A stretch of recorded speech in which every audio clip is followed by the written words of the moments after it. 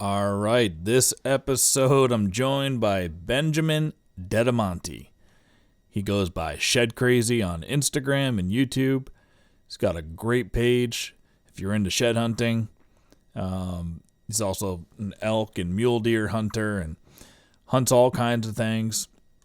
But he's just a great guy, and he's on a mission right now to find a shed in every state in the United States of America. His tour is called the United Sheds of America Tour, and he's just traveling all over the country. I think Massachusetts was state 30 or 31 or something like that. But he reached out and asked if I wanted to go on a hike with him in Massachusetts and get him into an area where we can find a shed or two or three. We'll see what happens. And basically, deadheads don't count. Chewed sheds, old sheds, they all count. He just has to find a shed in every state. So he was doing his northeastern swing. He had gone down and knocked out Connecticut. Then he met up or talked with the Rhode Island Whitetail Boys down in Rhode Island, knocked Rhode Island off the list, and came up in the evening here and put him into a spot for a couple hours the last few hours of the night. Went down there looking for sheds, didn't find one, so then we bounced over to the studio to do this podcast. And then the next day, we went in the morning and looked for some sheds. And you can tune into his channel, Shed Crazy on YouTube. The video of his northeastern swing will probably be out sometime around when this podcast drops, so make sure you get over there and check out his episode and see how we did on finding sheds in Massachusetts. Yeah, that's really it. Pat Burns joined us here in the studio. Obviously, he's a great shed hunter, and he would be a part of finding sheds the next day in Massachusetts with Ben. We also met up with Chad Fletcher, and there's should be some good content coming out, so get over to Ben's page at Shed Crazy on Instagram, give him a follow, and check out his great YouTube channel as well. Just a little preface, right before this, we went out for all-you-can-eat Brazilian steak, so, we might be a little lethargic. We got bellies full of great Brazilian meat here, so, if we're a little low energy, that's the reason.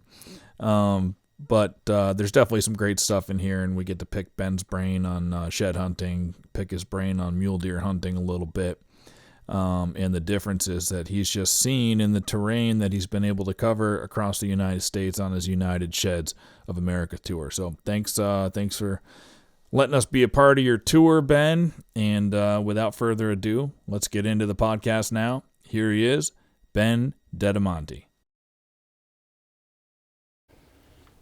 All right, we got another episode of the Hunt Suburbia podcast, and I'm joined by Ben Dettamanti. Nailed it. Dettamanti from Shed Crazy. Just met Ben today. We got Pat Burns here as well, obviously. You guys all know Pat. Ben is on a mission. He's going to try to find a shed antler in every single state in the U.S., right? Yep. And came by Massachusetts. I'm going to try to get him on a shed tomorrow. If I can't do it, by the time Pat gets out of his doctor's appointment, Pat will hone him in on a shed. And why don't you just tell people a little bit about you and what this mission's about? Yeah, so I came up with this a few years ago. Me and my buddy Josh used to always talk about if it was even possible to go find a shed in all 50 states, and we went back and forth on it. We didn't know if it was or not, and a couple years ago, I was just hard up for some content for the socials, and I started throwing the idea around, and I pitched it to a couple of my partners, and they said that they were in, so it just kind of happened. I didn't put as much thought into it as I should have, for sure. Yeah. But now we're here just cruising across the country trying to find antlers. And you found you were 31, do you say? Yep, at 31 right now. 31 states. Yep. So what are the states? Just rattle some off that you've already covered. Man, so I could name them all probably. Take a while. Alaska, Hawaii were both cool. I got both of those done last year. All of the West except for California, Oregon, Washington, Colorado is done. And then, the whole Midwest is done. I'm just really working on the East Coast. And then I got to go back and get Minnesota. I tried there and I failed. And then I got to still go get Michigan and then Louisiana. Those are kind of like the islands that I have to go back and hit. But everything else is pretty much done besides that. Yeah, and you're at least in like a congested up here. You can bang out all the Northeast. Yeah. So you did Connecticut yesterday. Yep. And then Rhode Island today. Yep. And then now then half of Massachusetts. Right. Yeah, these are all the got one. Yeah. Oh, these guys got me so good. My heart still hurts a little bit because we pull up to the studio to park and Pat's like, "Oh, I saw a giant deer in these woods once." So I look over and I like start losing my shit because I think there's this giant deer shed on the ground, but they set me up and the shed pranked me. I'm still crying. I was about it a actually little bit. pulling up and I saw the last second something dart across the road and I was like, I think that was Pat. Because he was supposed to just leave a shed in the hallway here on the way in, and that was going to be the joke. And I saw you hop in the guardrail. I seen your over car bend in the corner, and I was like, shit. I was like, they'll just think it's another homeless person out here in the ham. Yeah, Ben went crazy. This was like a 1 acre patch of woods, if that. And I was like, yeah, I seen a giant buck in there. He's like, I'll go find it. No way. Yeah, I was freaking out. This is like 18-inch antler. What'd you say Yeah, it close, was? 108. 108. Yeah. So, I mean, it's kind of exciting. Kind of exciting. Figured you wouldn't miss it. Excuse me. Hopefully we find something nice tomorrow. It ain't going to be 108, but because Nah. that's a state record and a half. Yeah, that thing's crazy. But, like, what got you into shed hunting? Like, how'd you first... When did you start this obsession? Well, I kind of used to I would go hunt golf balls all the time when I was a kid at our local golf course. Yep. And I would, like, hawk them to the golfers and get, like, a quarter a golf ball. Started, like, just liked getting out and finding stuff. And then I had, my sister married a guy who was really, really into shed hunting. And they were in the, like, 90s traveling down to Arizona to look for elk sheds. Mm-hmm. And so they started inviting me to go with them, and we started picking up some deer antlers first. Then I eventually got the invite to go to Arizona to look for elk sheds, and I was just absolutely hooked, like freaked out, got obsessed with it, super over the top. I'm assuming you found some. Yeah, we used to find on that trip. Man, we found a ton. I mean, what would have been a ton? Like, to me, we found just like a truckload of elk antlers, the first time I ever went down there with them. And so I came home, Instagram was just kind of starting to pop, and so I made an Instagram. Like, the purpose of it was to not annoy my friends and family with shed pictures all the time. So I'm like, I'll just build a shed hunting Instagram so I don't have to, like, put them all on my personal Instagram, and it just blew up. So. And it's a great name, Shed Crazy. I mean, yeah. Early days, you got the good names. I totally stole it off. There's Muley Crazy was like a big deal where we were in southern Utah, so I'm like, oh, that's easy. So I just poached their name. Worked good. Yep. You post pictures of regular sheds every once in a while. When I tell people like I go shed hunting, they think I'm like searching to buy a shed for my backyard. Yeah. People don't even know what it is, Yeah, for sure. Hunters do, but that's like always the joke, right? Yeah. Like, I've had people like that are seriously, they're like, I thought you were like looking for an old building. Yeah. That'd be pretty easy. Yeah. What do you hunt? Like, do you hunt all these? Do you hunt muleys, whitetails, elk, everything? Like, what's your favorite? Anything I can. Like, I hunt. I love hunting elk. Like, over-the-counter elk's kind of become something that I put a lot of effort and energy into, especially like in Utah. But yeah, now like with doing this full time and content creation full time, I've been able to travel a lot of states in the West, hunt mule deer, elk, whitetails. Come back east and hunted some whitetails a little bit, like in Kentucky and Ohio and stuff, which is not really east. But yeah, so a little bit of everything. And I think elk's still my bread and butter as far as hunting goes. It's just so cool and big. But yeah, we still haven't done that. Pat, what do you always say about mule deer? Yeah, they just look like rabbits to me, bro. They just look like rabbits with antlers just hopping away. Yeah, they bounce. I feel like it's unfair to shoot them. Really? I mean, just the way they bounce, I just have sympathy for them. Yeah, I guess that kind of makes sense. Yeah, I mean, I just feel like whitetail are just so elusive and crafty. Yeah. They duck away, but that's just my experience. They just have that giant flag attached to their ass. Other than Yeah, that, that's they're true pretty. too. Actually, but I've noticed, I don't know if you've ever seen it, but the big bucks, I mean, I got trail cam videos of it where a bunch of bucks will run by the camera. Let's say 5 bucks run by the camera. Mm-hmm. The first 4 of them will have their tails up. The big boy at the end, Yeah. tails down, they go to the left, he goes to the right. Yeah. So, Well, I think you'd see similar things with big muleys too, like, where the smaller bucks and the does, they'll give you that last look before they go over the hill. The big mature bucks are ducking their head and they're slipping out the side. So I'm sure it's similarities there with all mature deer. I just noticed it the other day. I was editing a film, and the really big buck I was in there to hunt, as he walked away, he was definitely acting. First of all, he came in way differently too. That's how they do it. I rattled, and these 2 mature bucks came down the hill and they started fighting. The rattling must have spurred them on. They were fighting at the base, and then there was like a little spike just kind of circling them. Mm-hmm. And I was keeping my eye out for the big one. And he came in from a different direction, just slowly, keeping like one eye up from where he heard me rattling. Mm-hmm. And he never gave me a shot. And then those 3 bucks, the smaller ones, 2 were mature, nice bucks though. They went off one direction, and he walked up with his and they kind of ran off, like you said, with their tails up. He had his tail just down, just slowly walked away from me. Kept the tree right between us. Yeah, they have a sixth sense for sure. Just love how they act, Yeah. So different. What's your strategy with shed hunting? Like, tell people about your strategy on this trip specifically. You're trying to knock them out quick, right? Here, like we're talking what we're going to do tomorrow, we can shed hunt the suburbs, which probably be a little higher chance. Mm-hmm. Are you, when you're getting into these northeastern states, have you been kind of hanging out in the suburban areas and smaller patches of woods? Do you go into big patches of public land? And how's your strategy differ between those places? So most of it has been just these little pieces of public, and I didn't know there was so much public up here. Just coming from out west and hear about the struggle of finding public land for a lot of the country.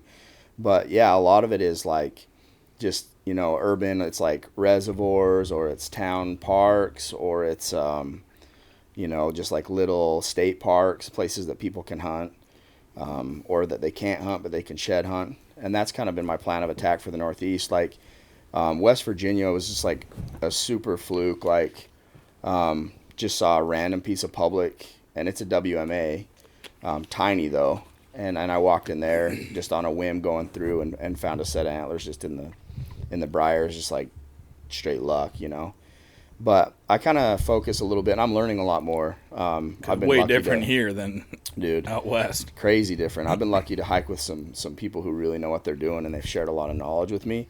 And it seems like those guys all have it kind of dialed where they can look at a piece of public ground and say, on this piece right here, this corner will be good because it's away from foot traffic. It gives these deer a direct route to food, and it gives them some cover, or maybe some thermal cover in the wintertime. So it's cool to see how some of these guys who really understand these little pieces of public, like you guys, like isolate it to where they think the antlers will be, and they usually are dead on. Yeah. At least there's sign in there, Mm-hmm. Pat, like, you've had a different, some years you're crushing it when there's acorns. This year we didn't get a lot of acorns, so what's your strategy been this year finding the sheds? Just walking. It's this year has been tough. I think I'm at to like 25 or 30, but nothing like normal. All the ones I want are still out there somewhere. But, I mean, I've tried to, I just really feel like where I'm hunting anyway, the deer are just roaming. They're just floating around, browsing, and seems to be no rhyme or reason to where I'm finding them. Because there weren't acorns there, right? Zero. Last year? Yep, zero. So, yeah, I mean, I've literally found them on, like, eating the moss off of rocks on, like, sheer faces, So it's super random this year. So all I'm doing is just painting in areas, and now I'm to the point where I'm just going to places I never go. I'm like, all right, I never go look there, and let's see what happens. But still whiffing. I think I'm at like probably 150 miles right now without a shed. Since your last shed? Yeah. Oh, wow. That's brutal. Yeah. Yeah. Yeah. What were you just saying? You did 10 miles? I'm like 10 days. Yeah, 10 days, and I do like 10 or 12 mile days. So I've gone out 10 times without finding one. Jeez. That'll hurt your heart. Makes you want to quit. Question your sanity for sure. So what causes the acorns to just not show up some years? Just the cycles of them, I think. We got poured on this year. We got so much rain that we actually did have a huge acorn crop in my area. It was early as hell, though. But they all dropped early because we had these like crazy rainstorms, and then they sat on the ground and just rotted away. Oh, got saturated. Some of them got cleaned up early, and we just got so much rain this year that they were just mush by the time the season rolled around, and now they're gone. So. But there's cycles. Like acorns are a huge part of hunting in the Northeast. Yeah. It's just what these deer live on most of the time. And every other year, most acorn trees will drop. and then the next year, they won't, or it's 2 out of 3 years that they do, and then there's one that they don't. And then sometimes it's every 3 years. There'll be a massive, just abundant crop. Yeah. But you just got to kind of know. Like the places I've been hunting the last 4 years, I'll go in and hunt hard. Like the place I hunted this year almost every single day. I was there because the acorns were there, and they weren't in a lot of the other places I normally hunt. I just stayed there. That place won't have acorns next year. Oh, I gotcha. I just know that those trees aren't going to produce next year. Maybe 1 or 2 in there will, and that could still be like productive. Yeah. If there's 1 or 2 that's dropping, that's on a different cycle. But you're just doing boots on the ground and keeping track of, when the boomer crops are and where they are, and then just keeping it in your head. Yeah. Like I've only been learning this area for 4 years, so I'm still learning some of those cycles. Gotcha. How about those shed glasses or the fungi glasses? Have you tried those yet? And do you feel like they work, or have you even heard of them? I haven't heard of them. So apparently they have these glasses that guys use to find mushrooms. So they're like they're made for foraging, and apparently there's certain people that have told me that those are good for sheds because they cause the white to stand out a little bit brighter. So I would believe it. One of my buddies, Josh Corbin, who's like a legit shed hunter, finds a ton of antlers. He used to always wear glasses that had like yellow lenses in them, and he swore that it made antlers pop more, and that he could see, like, usually they were hunting big deer sheds, big mule deer sheds, and he said that he gave a lot of the credit to those glasses for finding a lot of antlers. He says he would have missed. I found a pair of pit viper looking glasses today in Rhode Island. I would wear them for half the day. Those things look brand new. Yeah, I don't know where. I think I lost them again. Like, I might have donated them back to Mother Earth because they're not. Maybe I shoved them in my backpack. rented them real quick. Yeah, right? Maybe the original owner will find them now wherever I dropped them. Did you get in touch with those guys in Rhode Island Whitetails? Yeah, I ended up talking with those guys last night a little bit, and we kind of brainstormed some ideas for some public land, and the piece I ended up finding one in today was one that we had talked about, so it was pretty helpful. Yeah, they couldn't come out and meet up with you, though? No, he was going to come out in the afternoon after he got off work, and then I just texted him, told him I was getting on the road, and he was good because I guess he's got a young kid, so he was kind of glad to stay. Stay around, so that's good. Yeah, those fungi glasses. I'm going to look them up. Yeah. It's a good idea. And, like, I like shed hunting in the rain. I think tomorrow we're going to get a little bit of rain, but rain and overcast up here in the Northeast because... Evens out the contrast. Out west, it probably doesn't matter as much because I don't think there's not as many leaves all over the ground. No. Right? But here, if it's dry and it's sunny, it makes it so much harder to find sheds. So that's wild. I hardly ever go out when it's sunny. I wait for it to be rain, and I spend the whole day in the rain. I love it. Oh yeah, they blend in so much better when it's sunny. Like it's night and day. That's crazy. It's like when it's overcast. I've heard a ton of whitetail guys talk about that. Yeah. So it must be a thing everywhere, but never even would have occurred to me. Yeah, I mean, getting a little bit of extra shine on them too. Yeah. When it's raining. Well, they are. I mean, I'm always surprised at how hard they are to find. Like I walked by a couple yesterday in Connecticut that, like, until I could see them at my feet, I was like, how the hell would you ever see that antler? But those guys like Justin I was hiking with yesterday down there, like, they have an eye for it, a way better eye for the little details. Yeah, Justin's a savage. Yeah. What was his strategy? So he was just like tight grids and tight lines like crazy. So we like kind of identified an area where, based off of, his knowledge of that he thought would be a good place. It was just a ridge, and we went in there and like we were walking like 10-yard grids. So like me and him were like 10 to maybe 10 to 15 yards apart. And then we were gridding it and then cutting back. So like with, we were on my track. So he was actually splitting my track from the time before. Yep.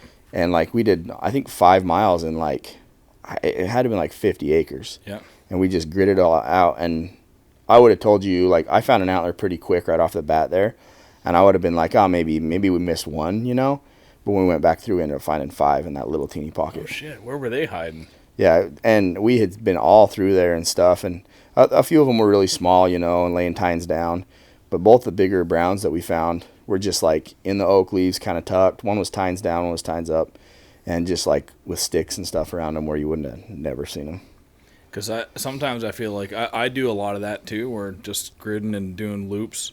And if I ever see like a rock wall, there's a rock wall going this way and there's a stream going this way, then you just kind of naturally block that off. Right. I won't cross that rock wall. I'll just start along that and then stay in and then go hop over it after I check that whole thing.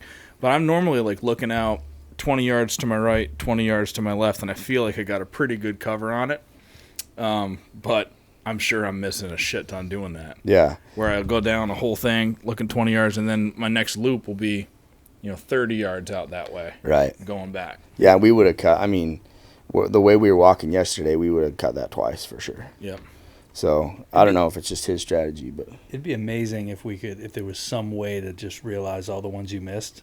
Like at the end of the day, if they, it was like, right. you could just be like, you missed 26 today.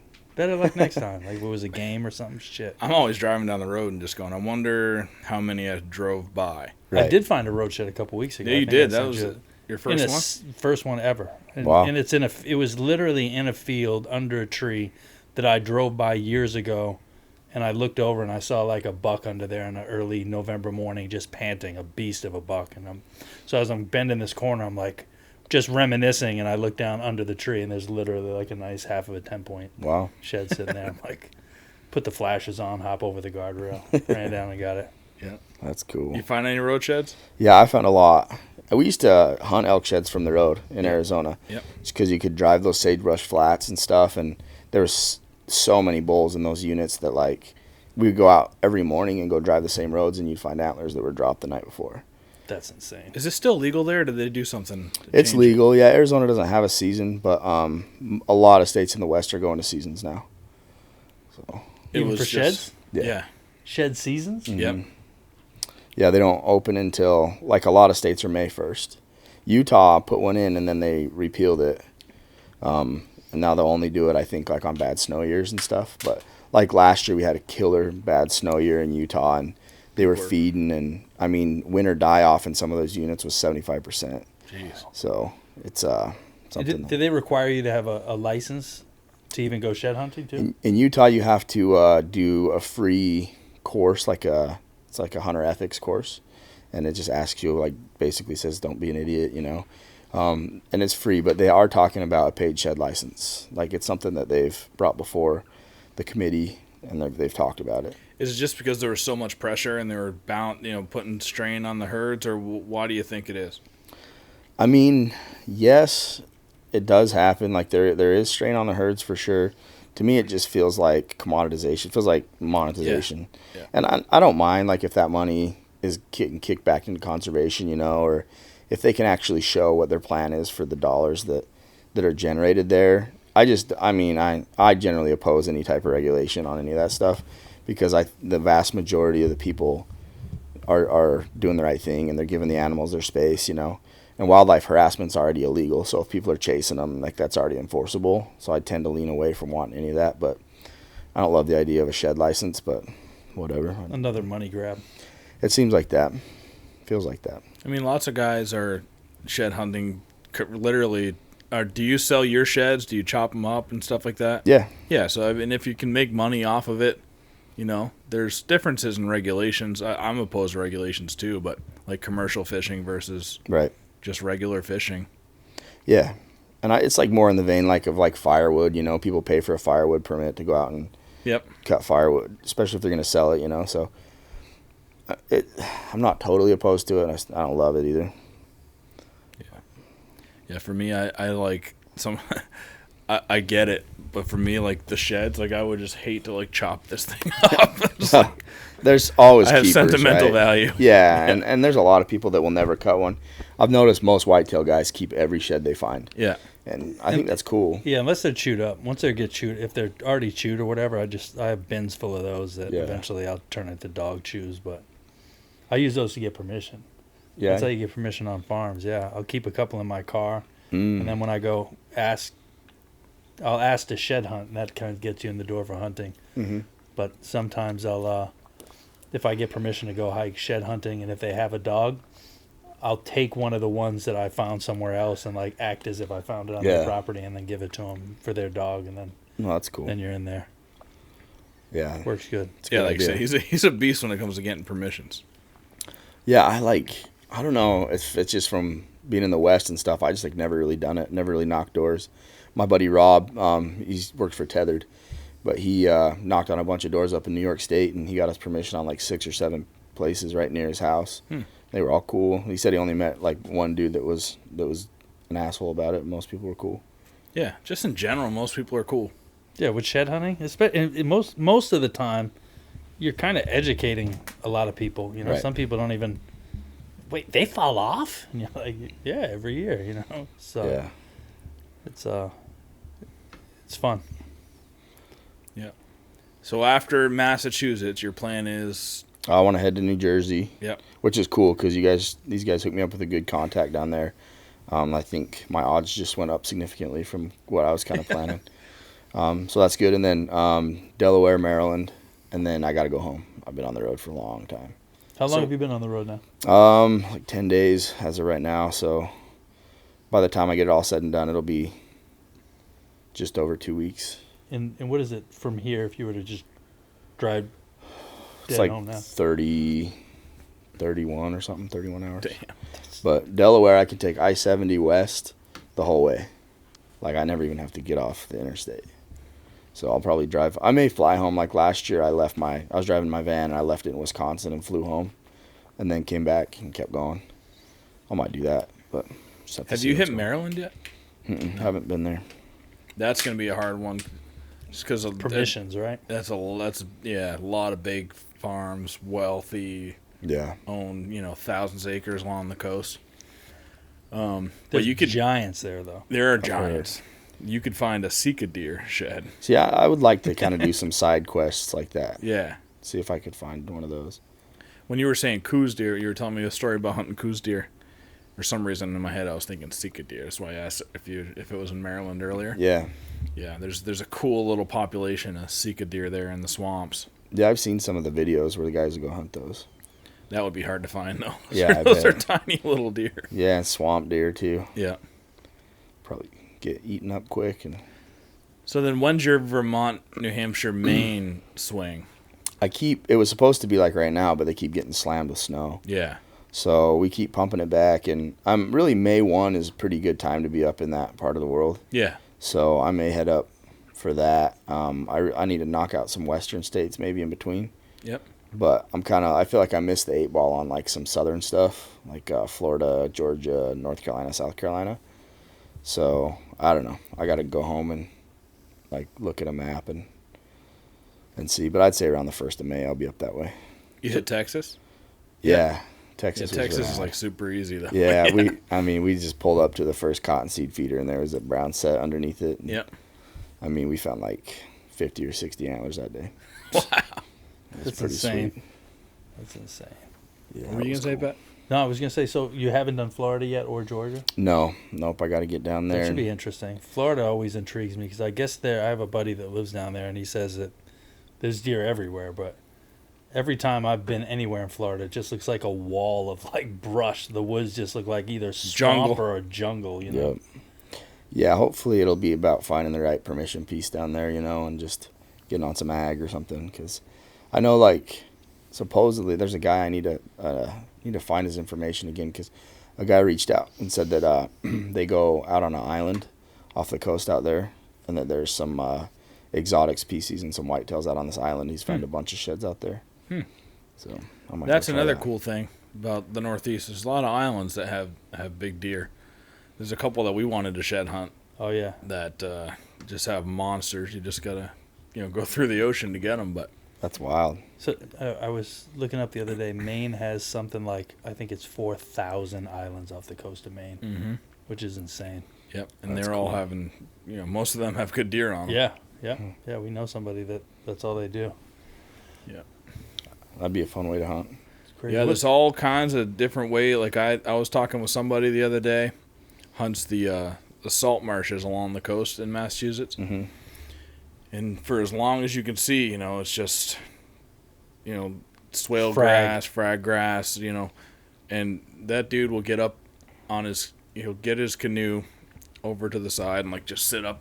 He's got a seat that goes a little higher, and he glasses out through until you see tine sometimes moving. Mm-hmm. Finding deer in that is like crazy. Yeah. And then when he sees it, he'll paddle up as close as he can get and figure out how to get out and hunt it.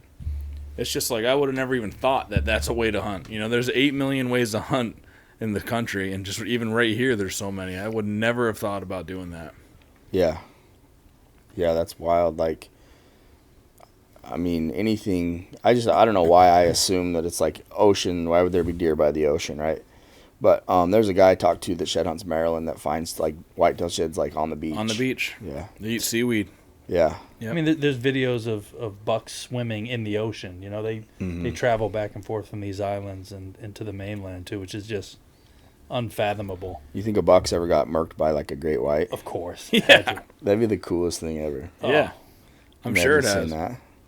Whenever I see ducks swimming in a pond or a lake that I know that there's pike in, I'm waiting for a pike to come out and get 'em. scoop a baby duck out because they eat them. They definitely eat them. Yeah. Same thing. I saw a deer eat a duck before. You guys ever see that video? Oh, I think I did. He was Maybe it's a cow. I think I saw a cow eat a duck. But No, I saw a deer before. It was like, you know, drinking water, and a little duck was in the area and just started chewing. I was like, holy shit! I didn't even know they. deer do eat meat every once in a while. 'Cause Apparently. I've seen a different video. I forget what it was eating. It wasn't a duck, but they do. Oh, I saw one that was kind of morbid, but it was like this. It was this forensic study where they set up a cadaver and they wanted to see what would consume it in the woods. You know, all the different things, and a deer was one of them that actually chewing on it. Yeah, chewing Really? human flesh. Huh. Probably a little bit of revenge. Yeah. Payback. He's like, this is for Eddie. Yep. Yeah, that's wild. So what kind of hunting? When you do whitetail hunting, how are you hunting whitetail in Utah? So there's no whitetail in Utah. There's no whitetail. No, it's like one of There's the. one- I was gonna say they're in almost every state. I don't think it's the only state. I think maybe like California has Coos white, or not California. Sorry, Arizona has Coos whitetail, but I don't know if California has whitetails or not. Yep. They may in the north have those Colombian whitetails, but yeah, Utah. Like I think there's maybe been a couple that have ever been killed in the state, but it's one of the very, very few states that doesn't have any whitetails at all. So we're mule deer. Most of the whitetails that I've hunted have been like Kentucky. We had an early season lease one year, killed a velvet buck. The first whitetail I ever killed was a velvet buck. And then I killed a couple in Texas. I hunted Adams County, Ohio one time. Got to go to like a really, really nice facility, like a big buck place down there. And I shot like the first little deer that walked by, which was not supposed to happen, but it's just kind of the way it goes. Yeah. But So it's mostly muleys you're hunting. yeah, Yeah. yeah, muleys, and then Spot and stalking. yeah, the vast majority of them, yeah, we're glassing and archery, spot and stock, or rifle, muzzleloader. But been lucky to kill some good mule deer over the years, and quite a few elk. Just whatever tag I can get, man, I'll go try it. Yeah, that whole spot and stalking thing, dude, it's got me all intrigued because, it's totally different up here. You really can't spot and stalk here. It's people are either tracking, which is super popular here when snow hits the ground, or ambush hunting. As a bow hunter, setting up a stand, doing your work on that. But then I went to North Dakota and we did some spot and stalking, and it was so fun, man. Like it was just getting out of your element and out of your comfort zone and doing something new. Like that's what intrigues me about hunting. You know what I mean? It's definitely entertaining. Like you feel like you can kind of decide your own fate. Go pick your own plan and go your own way and blow a lot of stalks. But when it comes together, man, it's pretty special. Yeah, and I don't even care. Like for me, it's like blowing a stalk. It's like, all right, that was fun as hell anyway. Yeah. I don't feel like you're out of the game. You can always find another one. Yeah, or you can find him again when he settles down. Like with mule deer, there's multiple times we put multiple stalks on the same buck in a day. And you just they have their home range that they like, at least the deer we hunt, and they'll be back. Like we can typically find them every morning and put a move on them. So if you blow up one of your stalks, the trackers up here, when they jump a deer out of its bed, some of them, like Hal Blood always says, he'll sit down and wait for a half hour for that buck to settle back down, then get back up and start, getting on his track again. What do you do after you blow up a stalk? A lot of the time with mule deer, they'll come back. To the same bed, same spot, same area? Yeah, they will. And it might take them, like usually it's not for a while, but like mule deer are famous for the fish hook. Like you jump a buck out of his bed and he'll take off like he's headed dead away from you and he'll loop behind you. Like, I think it's a move that they use to evade mountain lions and predators. I don't know. But, like, several times I've had them. And like, we have a lot of times, like, the good fortune of having a glassing point above where you'll have a spotter who's above and can see what that deer is doing. Mm-hmm. So, I mean, that obviously makes it way easier to know what he's doing. But a lot of times, like, you'll jump that buck, he comes up, and he comes back in behind you. And they'll circle you downwind to see what you're doing, and they'll kind of keep tabs on where you're at. And then if they feel like, okay, like, my life's definitely in danger, then they'll just kind of blow out of the country.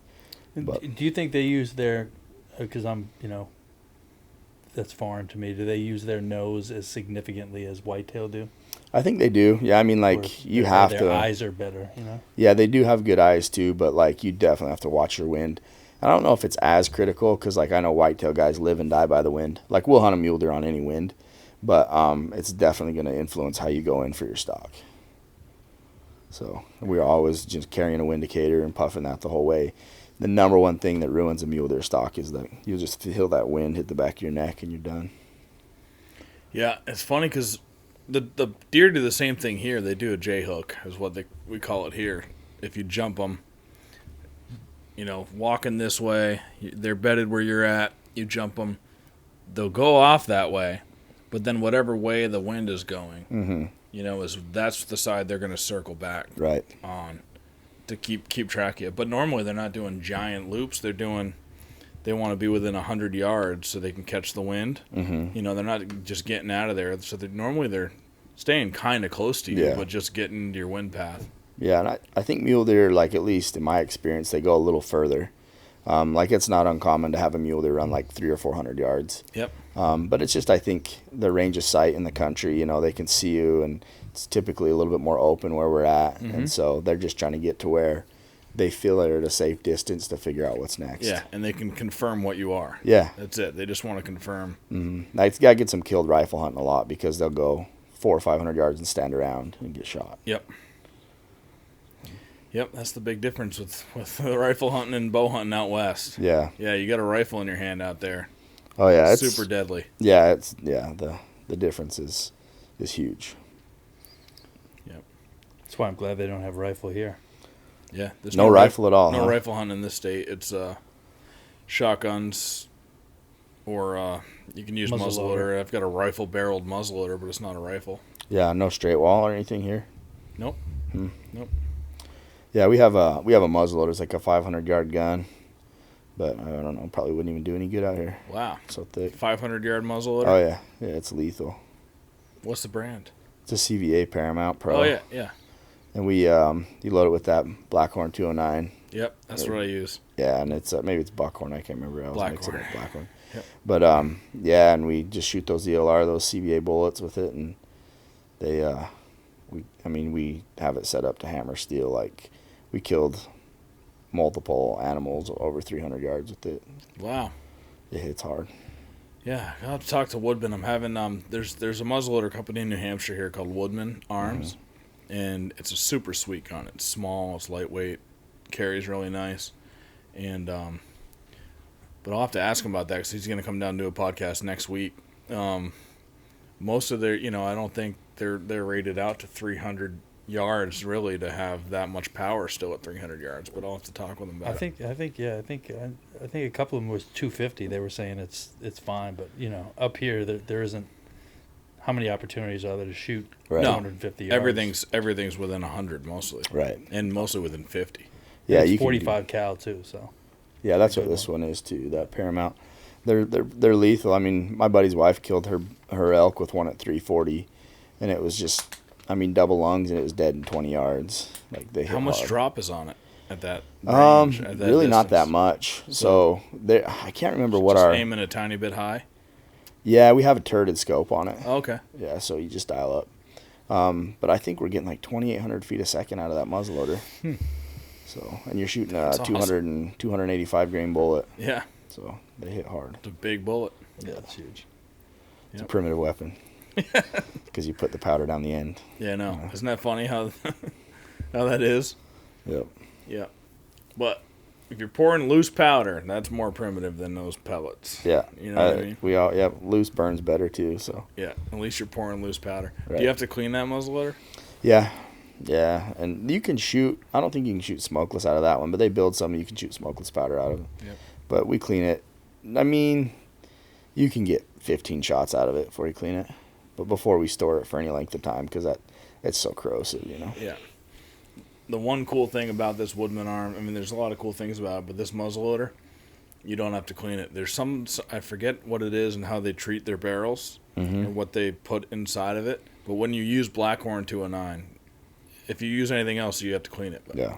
Blackhorn 209, the original muzzleloader that he built, he still hasn't cleaned. And it's got thousands of rounds through it. Jeez, that's cool. I'm going to have to look into that. And it still smacks. It's really cool. Huh. Yeah, their breach and everything. They're really a small cool. company, so they can't keep up with their demand and stuff. So Right. if you order one, it takes a year to come in. But Yeah. they're solid, though. But it's Everybody amazing. wants them. Yeah. Yeah. Once you get one in your hands, you want it. That's cool. I'll have to check them out. There's a lot of guys like Arrowhead out of Arizona. They're doing a ton of like revolutionary stuff with muzzleloaders right now. So states now are all going, like Utah just took away muzzleloader scopes. So our muzzleloader is Really? now illegal. So we got to go to a red dot or a open sight on it. Yep. So Arizona is like the last free-for-all state in the West for muzzleloaders. They're just doing that to make it, since the muzzleloader technology's gotten so much better, they want to even out a little Yeah, bit. yeah. They started, so the state of Utah formed like a technology committee. I'm on it, and it's like a committee to look at emerging technologies and to see if like That's they important. represent fair chase or not. Yep. So we met like a bunch of times the last couple of years and just looked at, and they went and kind of like knocked out a lot of things like any Bluetooth where your phone can communicate with your optic, like your scope and Yep. dial it or for you. That's all been banned in Utah now. What about those auto-ranging bow sights? They banned them. Yep. What about cell cams? Cell cams are gone. All cameras in Utah are gone. Oh, yeah, all cameras are. Yeah. Oh, wow. Yeah, you can only have cameras from January 1st to it's like July 31st or something. And yeah, other than that, no cameras during season at all. That's interesting. I mean, but it's super important to look at technology, and you don't want it to become the hunter reliant on technology. You're right. You know what I mean? Yeah, some of it I hate and some of it I love, but you have to draw the line at some point. Drones, I'm sure. Yeah, drones are no good. But even like some of it's dumb too, like tracking dogs, like blood tracking dogs. Yeah. They have to be on a lead, and they can only be within 72 hours of killing the animal, and they can't be at night. You can't run them at all at night, which is good, but it's like they lose so many animals because of that. Yep. They don't even allow it here. It's illegal here. See, yeah, and there's a Yep. lot of states like that. That's Yep. crazy. It's like such a useful tool, but I get like you don't want to have a dog running around in the woods ruining it for everybody else, but I think the assumption is, though, at least the perception is that you're going to have some big German Shepherd looking dog out there, like chasing down deer, at least up here. Mm-hmm. But when you actually see it and it's this like tiny little hound, you're like, oh, that thing's getting stomped out by a, Yeah. 2-year-old doe. It's, it's not going to take down anything. So Well, I shot a whitetail buck in Texas this year, and I hit it kind of in the liver, just about 3 inches back of where I wanted to. And that deer, we tracked it like 150 yards and ran out of blood. And we called the tracking dog. It was like a little cur dog. Mm-hmm. It was this tiny little dog, like you're saying. And it took that dog about 2 hours to go 1,000 yards on the track. And then all of a sudden, it just took off. And it caught that deer. Like, it caught it. Held it until we got there and shot it. Really? It was wild. Really? whoa. Yeah, like it baited up to where it couldn't get away. Was it in pretty bad shape?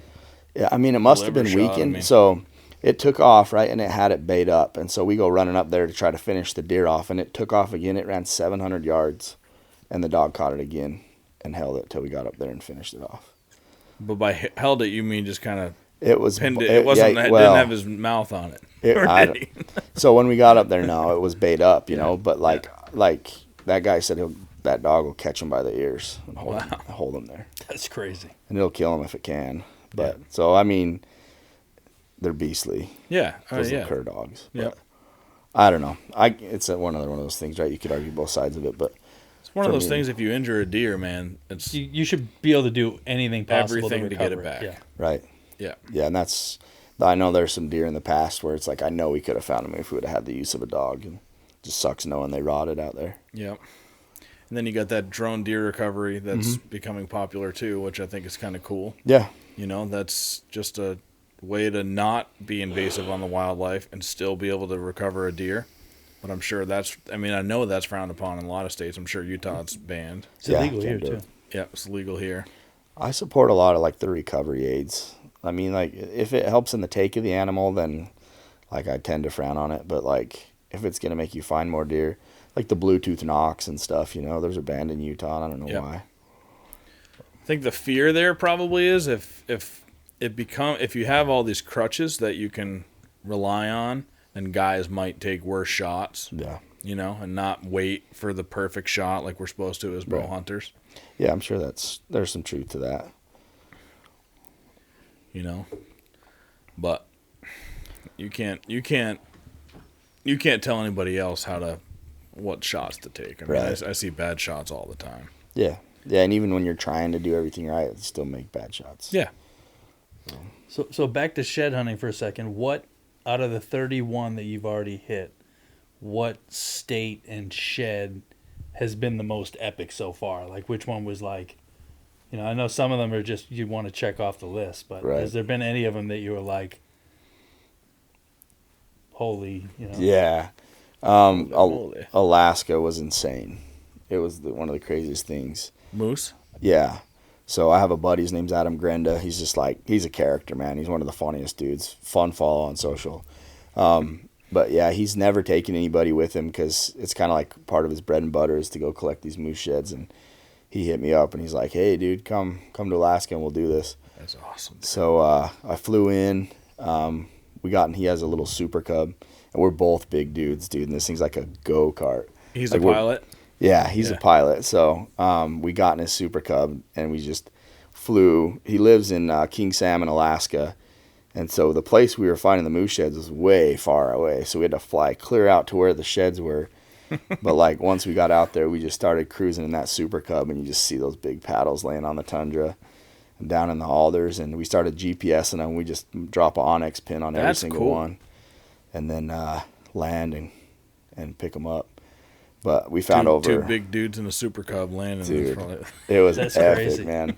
We had some crazy hairy landings and stuff. He's a really, really good pilot, but just landed in you raw got some tundra. balls too, though. Oh yeah, we had some like one spot we landed, but we couldn't take off with two guys again. So he had to get back in, take off, and I had to hike to where he could land and pick me up. And so that was kind of gnarly. Well, you just need a bigger runway to be able to do it? Yeah, just needed some more space to get going. And so he you dropped were me. say I you went were running along. jumped Hopped in. That's crazy. But yeah, that was crazy. We found over 100 moose paddles. Wow, man. And Were That video's out too? yeah, it's a 2-part one on my YouTube. But were most of those found by airplanes, or like how much is hoofing it there? we found the vast majority of them from the plane. That's pretty But cool. when you get down on the ground, you'd run into them randomly that you couldn't see from up there. Like I found the one that was crazy is there's this giant brown, and I'm walking over to the pin, and I get there, and there's a huge white paddle right where the pin was. I'm like, oh damn, I thought this was brown from the air. So I like look at it, flip it over, and I go to walk away, and he's back up in the air because he's spotting for me and stuff from the air. So then he loops over me and he keeps pointing and pointing and pointing. And I'm like, I looked at it, dude, like it's white, and he keeps pointing. I can't talk to him. And so I look past the white one and there's this giant brown like 10 feet behind it that I didn't even see. So I go to pick that one up and then it was laying on top of the other side of the white one. So wow. The white one was down in the tundra underneath it, and then there was that giant brown on top of them. But when you go to these states, like Alaska and, these kind of states that you're not a resident of and stuff, where there are, like if I was in Alaska, I definitely would want some sort of a sidearm or something like that. Like yeah. How do you kind of navigate that as you do it? Well, in Alaska, he had pistols up there. So like we carried, it's like a Taurus revolver. It's like a 454 Casull, because brown bears just coming out, and that's kind of a bad time Did to you run see into bears. any brown bears? We did. We saw 5 the last day. Yeah. And it was right. I mean, right where we were hiking too, they when we took off, we realized there was like multiple bears in the alder patches we were just hiking through, so that was gnarly. But yeah, like I come out, you know, like if I'm road tripping or whatever, I just kind of like have to be careful of local firearm laws and stuff. And when I'm in states that don't allow firearms, I don't bring one. Yep. That's Smart. That's all I say. Yep. Good. Now, Especially with, didn't a kid got attacked or something recently out your way, right? Yeah, it was in California. A couple kids got attacked by a mountain lion. dude, that just reminded me. One of the dudes we met at the at Great American Outdoor Show, at Flannery's seminar they did there. Yep. He was talking with me at the end of it. He was driving back to Maine and going through Vermont. It's a crazy story. He told me at the spring thaw. But some guy, he just got off the highway to get some gas in Vermont, got back on the road, realized he kind of didn't know where he was going, so his GPS wasn't working. He pulled over to the side slowly. He didn't have guns in his car. Coming back from the NRA show, didn't have gun because he knew he was crossing all these state lines that you can't, and it's illegal. Like Massachusetts, you're driving through Massachusetts, you can, or if you're going over to New York, there's all these weird laws. Yeah. So he didn't have any guns. Dude, this guy behind him on the highway just starts shooting out his window at him. Just a random guy. And he was like, oh, what the fuck? He's ducking. He's ducking. The guy pulls up right behind him. And he's like shooting into his car. And he takes off on the highway to try to get away from this guy. The guy speeds up next to him. And he takes the next exit. And he was hoping the guy wasn't going to follow him, and he didn't. He kept going on the highway, but he was shooting at him going down the exit. Just like, it was crazy. He told me at the spring thaw, I'm like, that's the most random thing I've ever heard in my life. He was like, yeah, I had an eventful ride back. So that's like where these laws suck, because Yeah. You got some that dude psycho wasn't like able that. to defend himself there. I told him it was probably, for the best there, because who knows, he probably would have killed that guy, If you have a gun with you, Yeah. shoot back, kill him, and who knows what the hell happens with these Right. trials and laws and all that. But That's crazy. So what states out here are the worst for that? The one you're in. yeah, Really? yeah. The one you're in, your gun's got to be out of arm's reach. The bullets can't be stored in the same compartment. You have to have a trigger lock on. Really? Yep. And in your house, you have to have your guns and your ammo stored separately too. Wow. And only you can know your code, not your wife, not anybody else. That's The interesting. person who owns it has to know the code to their safe. Yeah. It's pretty wild. Good thing I didn't bring any. And you have a duty to retreat even if someone's coming to your house. What? Yeah, you can't shoot them. If they're coming into your house, you have to retreat into your house. And even if they come in, it's just like it's very wonky here. Dude. Yeah, Utah, it's like somebody's on your property, you can shoot them. Yeah. Texas and a lot of the countries like that. Even Vermont. Vermont's super liberal now, but standard ground state, you can shoot somebody on your property in Vermont. Yeah, that's wild. Even in like Utah, your house, like your vehicle's considered your domicile if you're out and about. Yep. So somebody tries to get in your vehicle, you can shoot them. Yep. Like public, I mean, you can carry anywhere in Utah except like very limited places, schools, basically. Yep. My wife's like super, like she wants to get her pistol. Like she has never really shot a gun, and she wants to go and take all that, and because she sees the news and stuff, and she's like, I want to be ready in case something ever happens. Like she's getting sketched out about all this shit happening, but Yeah. it's good. We'll go to 6 Hour Academy up in New Hampshire. Yeah, that looks cool. It's super cool. Yeah, I've seen a lot of my buddies have done that lately. Yep. Just like a playground for Right. gun owners, man. Go through kill houses and stuff and do different scenarios. It's pretty cool. Yeah, there's a couple of those in Vegas that are like tactical training and stuff, and you pay like your $1,000. One Tiger for the Woods weekend. went to. Probably. Did you hear about that? Huh? Tiger, like when Tiger was at the height of his like golf and game, he just always had like a, he just kind of had like military envy, wanted to be, and he went to one of those places. I think it was in Vegas, and went through like full tactical like, and he ended up getting injured. It was a big thing Really? because he was going too hard on it. He goes hard at everything that he does. That's funny. When you're in Alaska and you're finding those sheds in a Super Cub and your guys are worried about weight, how do you guys get the sheds out of there? Or there's got to be a quota on the plane or something, right, for carrying the sheds out in the plane? Yeah, he knows exactly what our capacity is, and he carries just a little handheld scale and everything and balances them, so you just tie them to the wings.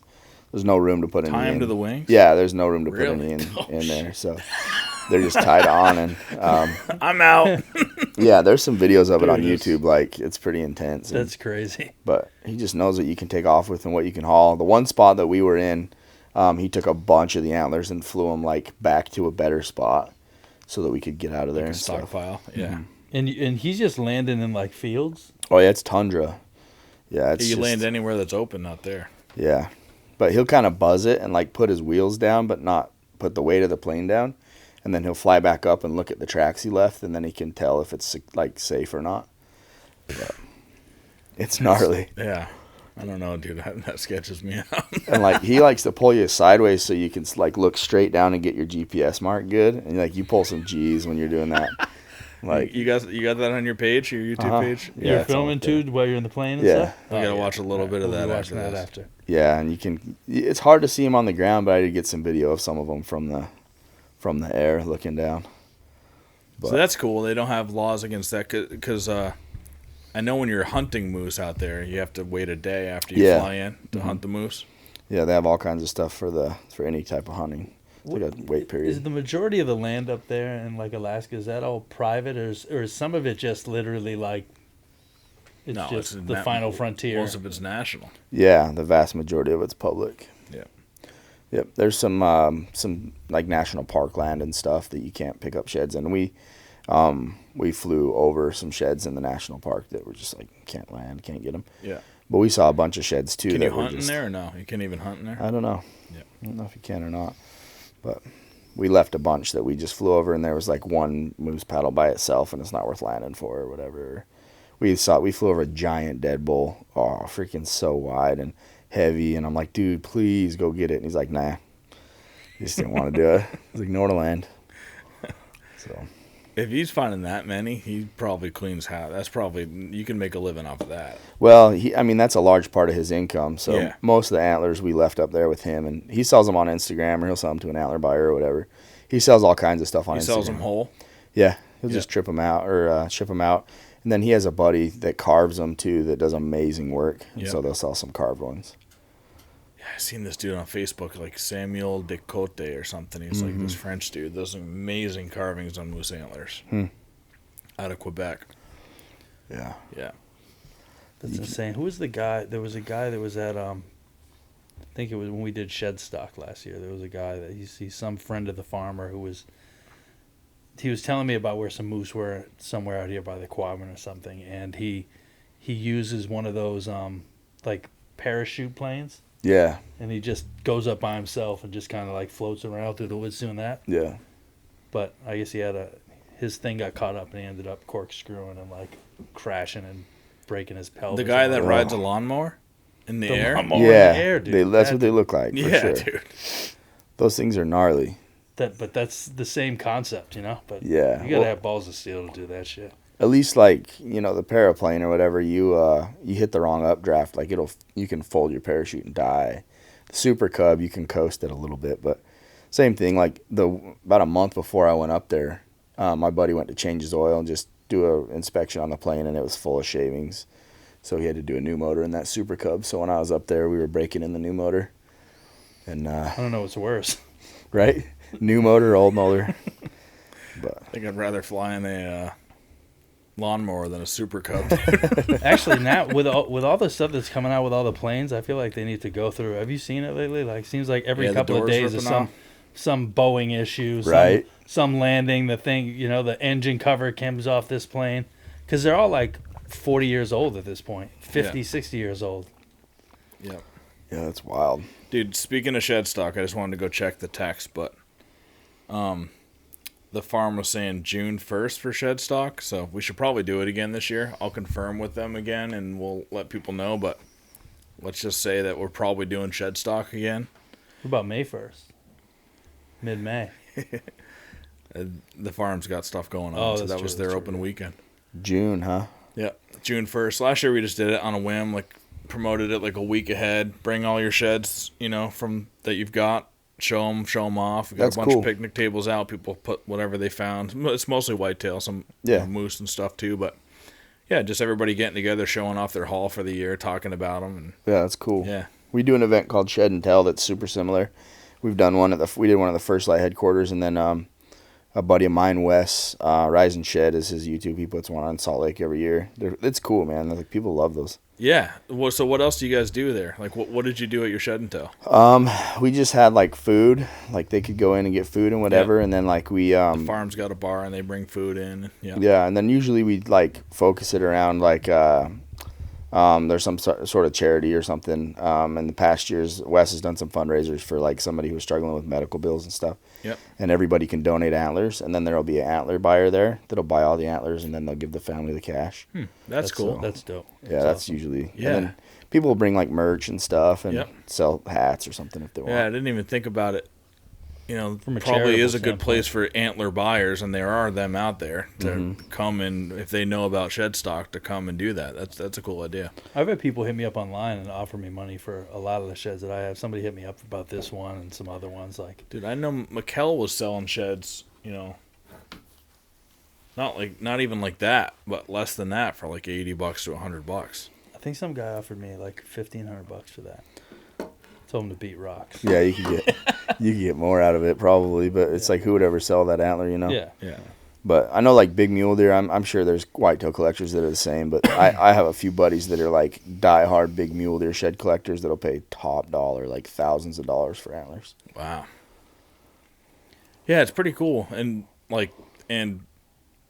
for mounts, too, right? Like that's a huge thing. Just got to be unique, right? Like that's got to, Yeah, because it's big. natural art, like certain stuff you can't duplicate it. Right. Yeah, just the way that thing sits there on the table. Oh, yeah, That's better than freestanders like are a always. sculpture. Oh my gosh, dude! Freestanders are always worth more money. Yeah.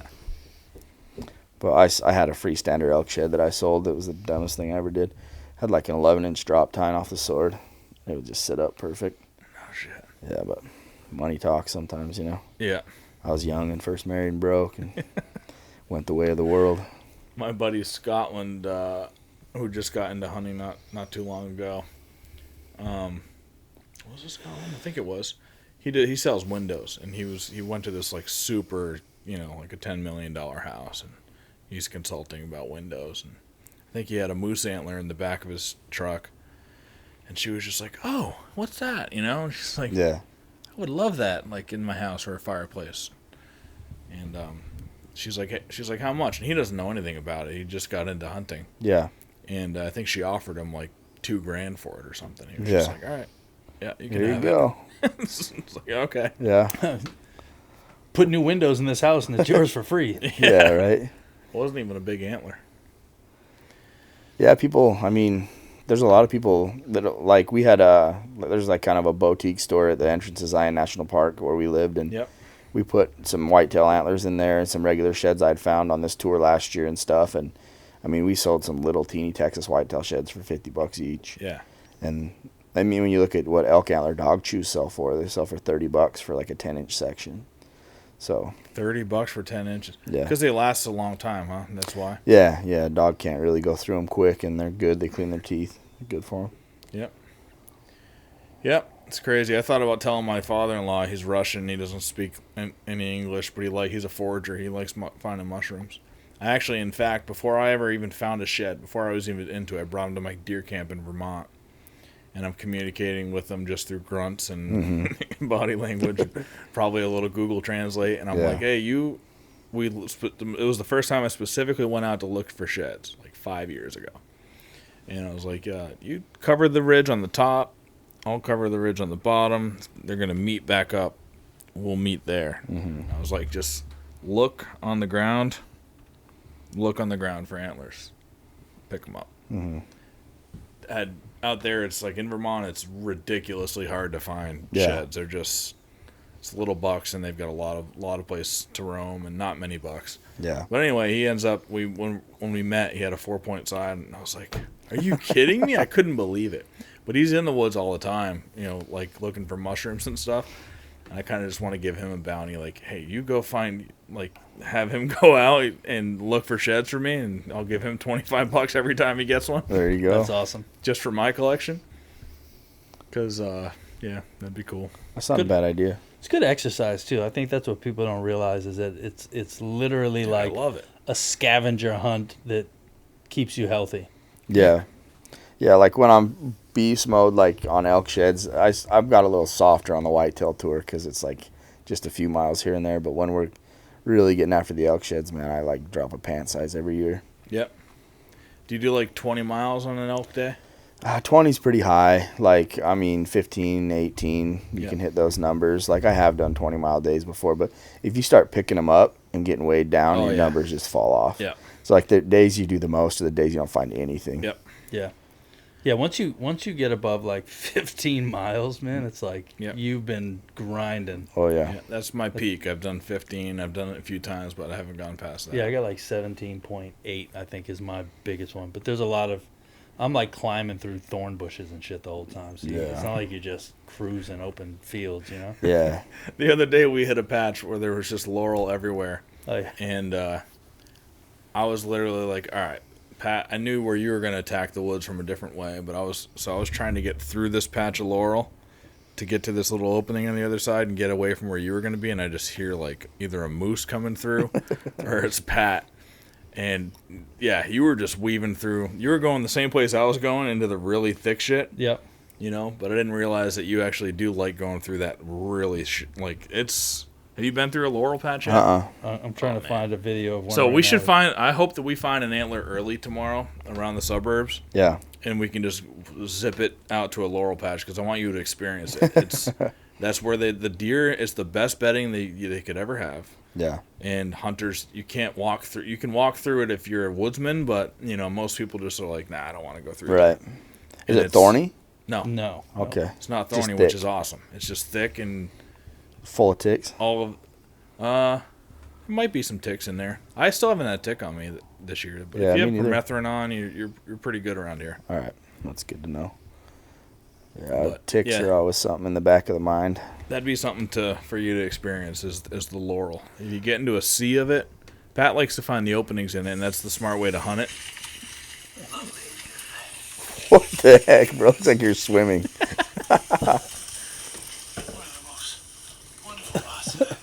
And mind you, I'm probably like 3 miles into this stuff at this point. Well, it's like we got like the cholla cactus down in South Texas, where it's like you can't touch anything, right? Oh, that's. And you're out there and you're just kind of like picking your way around daintily. And if you have to go like 100 yards, it can take you a half hour because like, you just can't touch any of it. Yeah. It's like almost claustrophobia, you know? That's crazy. I'm so happy we don't Acupuncture. have to deal with that with cactuses, but Yeah. I avoid the briars though. That shit's we the got worst. briars, and those things suck. Everyone has briars, man. Like, I thought that was like isolated. I started running into them like in Alabama, and I'm like, these suck, man. And that was the first state I'd ever really hit them in. And then I came all through like the whole West and all the whole East Coast. I'm like, God, all you guys suffer from the damn briars. Well, here's a good segue then. What do you think are the best boots for durable boots for beating the crap out of them? And you know, same thing with like, you know, kind of pants too, going through briars and brush. I mean, I went out today for a little while, and I've been wearing my First Light pants for 5 years, and they're still holding up good. You know, like Yeah. I beat the shit out of them. really, I mean, some of mine, like a pair of lacrosse today, just like I stepped in the first like 2 inches of a little stream, and there's like a crease right here, and then like the socks are already full. I'm like, shit, this is like the 4th pair in 2 years, you know? So, yeah, like I have picky feet, and I've been through, I used to have a list in my phone, but it was like 50 different boots. And, man, I haven't found one that I really, really like does it all for me. But I had, like, durability-wise, I've had pretty good luck with the Crispies as far as being durable.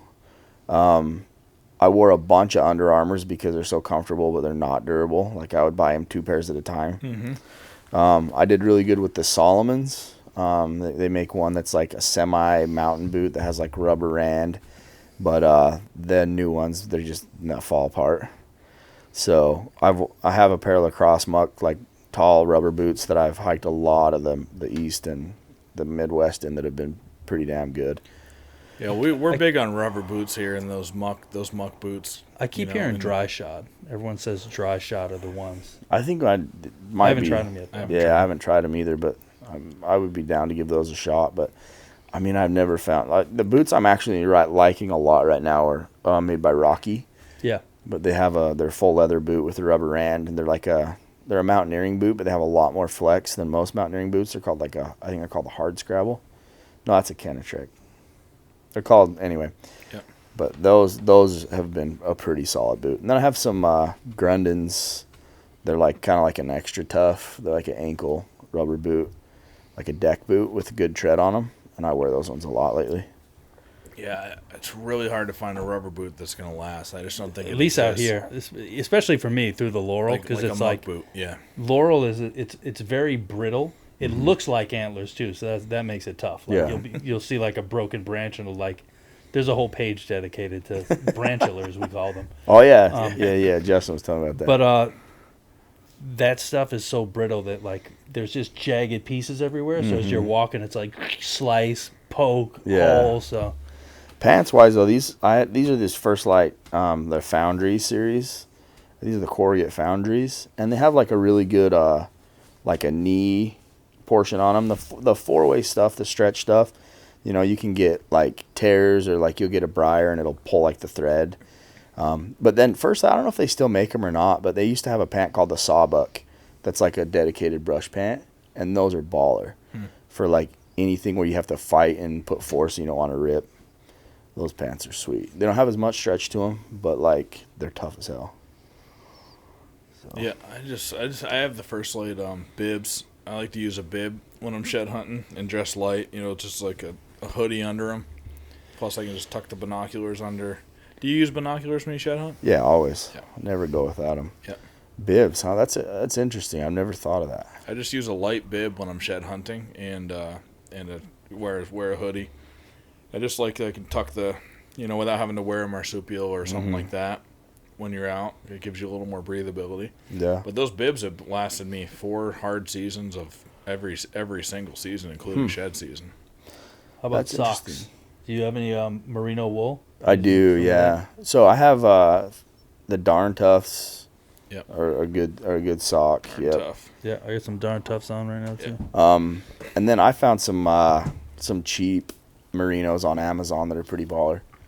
I've been pretty good with those Work ones. fine. Yeah. First Light makes a decent sock too, their Mercury sock's a good sock. Cool.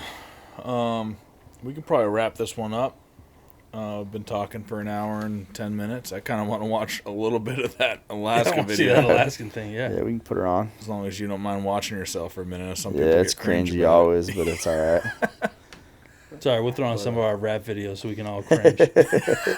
No, we ain't showing them. Yeah, we can show them. All right, man. Thanks for coming on. And tomorrow we'll find some sheds, hopefully. And we'll go from there, man. Yeah, sounds good. Thanks for having me. I appreciate it, guys. Absolutely. Cool. See you later. See ya.